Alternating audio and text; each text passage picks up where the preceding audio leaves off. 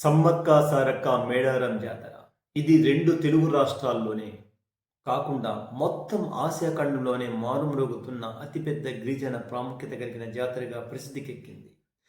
కోట్ల మంది భక్తులు హాజరు. రాష్ట్ర పండుగగా ప్రభుత్వం గుర్తింపు. కానీ ఇక్కడ విగ్రహాలు లేవు, బంగారు మండపాలు లేవు. అడవి అడవి ఆలయం, ప్రకృతే దేవత.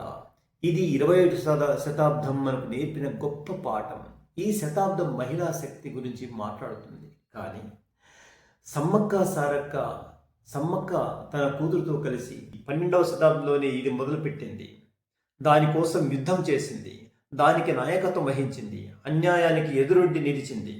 అడవి లేకపోతే భవిష్యత్తు లేదని, అసలు జీవితమే లేదని 12వ శతాబ్దంలోనే తేల్చి చెప్పింది.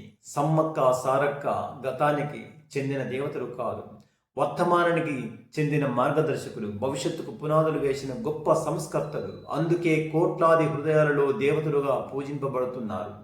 మేడారం జాతర గురించి మీరేమనుకుంటున్నారో కామెంట్లో తెలియజేయండి.